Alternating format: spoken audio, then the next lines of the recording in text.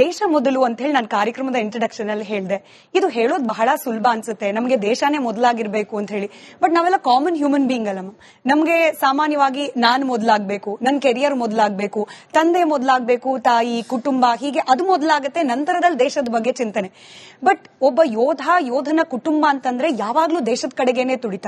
ಈ ಮನಸ್ಥಿತಿಗೆ ಹೋಗೋದು ಹೇಗೆ, ಕಷ್ಟನ ಅದು ಅಂತ, ದೇಶ ಮೊದಲಾಗೋದು ಹೇಗೆ ಅಂತ? ಸೊ ಅದು ಹೇಗೆ ಅಂದ್ರೆ, ಆರ್ಮಿನಲ್ಲಿ ನೀವು NDA ಬಗ್ಗೆ ಕೇಳಿರ್ಬೋದು, ನ್ಯಾಷನಲ್ ಡಿಫೆನ್ಸ್ ಅಕಾಡೆಮಿ. ಅವ್ರದ್ದು ಮೋಟೋನೇ ಸರ್ವಿಸ್ ಬಿಫೋರ್ ಸೆಲ್ಫ್.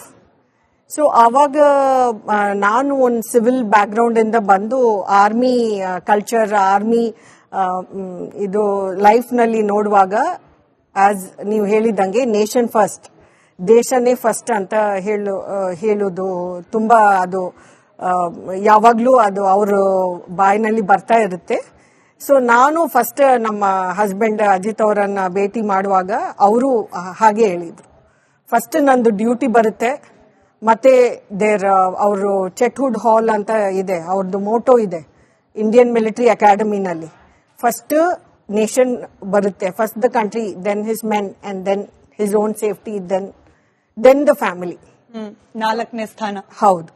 ಹಾಗೆ ನಮ್ಮ ಹಸ್ಬೆಂಡು ತುಂಬಾ ಅವರು ಸೈನಿಕ್ ಸ್ಕೂಲ್ ಬಿಜಾಪುರ್ನಲ್ಲಿ ಅವರು ಚಿಕ್ಕ ವಯಸ್ಸಿಂದಾನೇ ಆರ್ಮಿ ಜಾಯಿನ್ ಆಗ್ಬೇಕಂತ ಇದ್ದದಕ್ಕೆ ಅವರು ಸೈನಿಕ್ ಸ್ಕೂಲ್ ಬಿಜಾಪುರ್ನಲ್ಲಿ ಓದಿ ಮತ್ತೆ NDA IMA ನಲ್ಲಿ ಟ್ರೈನಿಂಗ್ ಮಾಡಿ ನಮ್ಮ ಮೈಸೂರು ಮಹಾರಾಜ ಫೋರ್ಸ್ ಇದು 18 ಮೆಡ್ರಾಸ್ ಮೈಸೂರ್ ಅಂತ ಇಂಡಿಯನ್ ಆರ್ಮಿನಲ್ಲಿ ಅವರು ಮರ್ಜ್ ಆಗುವಾಗ ಅದು ಆ ರೆಜಿಮೆಂಟ್, ಆ ಯೂನಿಟ್ ನಲ್ಲಿ ಅವರು ಭರ್ತಿ ಆದ್ರು. ಸಾಮಾನ್ಯವಾಗಿ ನಾವು ನಮ್ಮವರು, ನಮ್ಮ ಕುಟುಂಬಸ್ಥರು ಅಂತ ಬಂದಾಗ ಅವ್ರು ಯಾವಾಗ್ಲೂ ಸೇಫ್ ಆಗಿರ್ಲಿ ಅಂತ ಯೋಚನೆ ಮಾಡೋದು. ಅದ್ರಲ್ಲೂ ಮನೆ ಹೆಣ್ಮಕ್ಳಿಗೆ ಮನೇಲಿ ಗಂಡ ಮಕ್ಕಳು ಎಲ್ಲರೂ ಸೇಫ್ ಆಗಿರ್ಲಿ ಅನ್ನೋದು ನಮ್ ಪ್ರಿಯಾರಿಟಿ ಆಗ್ಬಿಡುತ್ತೆ. ಬಟ್ ದೇಶಕ್ಕೋಸ್ಕರನೇ ಪ್ರಾಣ ತ್ಯಾಗ ಮಾಡಿದವರು ಅಜಿತ್ ಸರ್. ಹಾಗಿದ್ಮೇಲೂ ಕೂಡ ಇಬ್ರು ಮಕ್ಕಳನ್ನ ಸೇನೆಗೆ ಸೇರಿಸಬೇಕು ಅನ್ನೋ ನಿಮ್ಮ ಮನಸ್ಥಿತಿ ಇದೆಯಲ್ಲ, ಇದು ಕೂಡ ಸುಲಭದಲ್ಲ ಅಂತ ಹೆಂಗ್ ಡಿಸೈಡ್ ಮಾಡಿದ್ರಿ? ಇಲ್ಲ ನನ್ನ ಮಕ್ಕಳು ಕೂಡ ಭಾರತ ದೇಶಕ್ಕೆ ಸೇವೆ ಸಲ್ಲಿಸಬೇಕು ಅನ್ನೋ ನಿರ್ಧಾರ ನಿಮ್ಮದೊಬ್ರದಾಗಿತ್ತ, ಮಕ್ಕಳದ್ದು ಕೂಡ ಆಗಿತ್ತ ಅಂತ? ಅದು ನಂದು ಡಿಸಿಷನ್ ಇರ್ಲಿಲ್ಲ.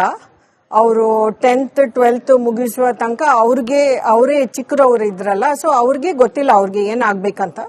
ಬಟ್ ಹೇಗೆ ನನ್ನ ಫಸ್ಟ್ ನಿರ್ಭಯ್ ಅವನು NCC ನಲ್ಲಿ ಎಲ್ಲ ಜಾಯಿನ್ ಮಾಡಿ ಮತ್ತೆ ಅವನಿಗೆ ಆರ್ಮಿ ಜಾಯಿನ್ ಆಗ್ಬೇಕು ಅಂತ ಇತ್ತು.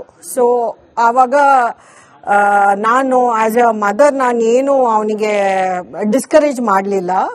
ಯಾಕೆಂದ್ರೆ ಅದು ಆರ್ಮಿ ಸೆಲೆಕ್ಷನ್ ತುಂಬಾ ಕಷ್ಟ. ಸೊ ಅವ್ನು ಹೋಗ್ಲಿ, ಟ್ರೈ ಮಾಡ್ಲಿ, ನೋಡೋಣ ಅವನು whether he has that aptitude ಇಲ್ಲ ಅಂತ. ನಾನು ಆಕ್ಚುಲಿ ನನ್ಗೆ ಗೊತ್ತಿಲ್ಲ ಅವನು ಸೆಲೆಕ್ಟ್ ಆಗ್ತಾನೆ ಅಂತ. ಸೊ ನಾನು ಹೇಳಿದೆ, ಫಸ್ಟ್ ಅವನು ಹೆಜ್ಜೆ ತೆಗಿತಾ ಇದ್ದಾನೆ, ಸೊ ನೋಡೋಣ ಅಂತ ಅವನಿಗೆ ಓಕೆ ಅಂತ ಹೇಳಿದೆ ನಾನು. But I am very proud of my son because he got selected in the army. ಅಂದ್ರೆ ಅದೇ ಒಂದು ದೊಡ್ಡದು 0.05% ಸೆಲೆಕ್ಷನ್ ಆಗ್ತಾರೆ. ಸೊ ಆವಾಗ ನನಗೆ ಫಸ್ಟ್ ಸ್ವಲ್ಪ ಬೇಜಾರಾಯ್ತು, ಏನು ಅವನು ಮನೆಯಲ್ಲಿ ಇರುವುದಿಲ್ಲ, ನನ್ನ ಜೊತೆ ಇರುವುದಿಲ್ಲ ಅಂತ. ಬಟ್ ಅವನು ಹೋಗಿ ಅವನ ತಂದೆ ಯೂನಿಟೇ 18 ಮೆಡ್ರಾಸ್ ಮೈಸೂರ್ ಯೂನಿಟೇ ಅವನು ಜಾಯಿನ್ ಮಾಡಿದ್ದಾರೆ. ಸೊ ಅದಕ್ಕೆ ನನಗೆ ತುಂಬಾ, ಇವಾಗ ನಾನು ಇಫ್ ಐ ಲುಕ್ ಬ್ಯಾಕ್, ನನಗೆ ತುಂಬಾ I am very proud of you Nirbhay. Okay, ಈ 2ನೇ ಮಗ ಕೂಡ ನಂತರದಲ್ಲಿ ಭಾರತಕ್ಕೆ ಸೇವೆ ಸಲ್ಲಿಸ್ತಾ ಇರೋದು. ಅದೇ ಸೊ ಅವನು ಅವನು ಆರ್ಮಿನಲ್ಲಿ ಜಾಯಿನ್ ಮಾಡುವಾಗ ನನ್ನ ಚಿಕ್ಕ ಮಗ ಅಕ್ಷಯ್ನು ಹೇಳಿದ ನಾನು ಏರ್ಫೋರ್ಸ್ ಜಾಯಿನ್ ಮಾಡ್ಬೇಕಂತ. ಬಟ್ ಅದು ಮುಂಚೆನೆ ಅವನಿಗೆ ನೇವಿಯಿಂದ ಕಾಲ್ ಎಲ್ಲ ಬಂತು. ಅವನು ಇಲ್ಲೇ ನಮ್ಮ ಇಬ್ರು ಬ್ಯಾಂಗ್ಳೂರ್ನಲ್ಲೇ ಓದಿ ಎಲ್ಲ ಅವರು ಮಾಡಿದ್ದು, PES ಕಾಲೇಜ್ನಲ್ಲಿ ಓದಿ ಮತ್ತೆ ನೇವಿನಲ್ಲಿ ಇವಾಗ ಸಬ್ಮೆರಿನ್ ಆಗಿ ಇದ್ದಾರೆ.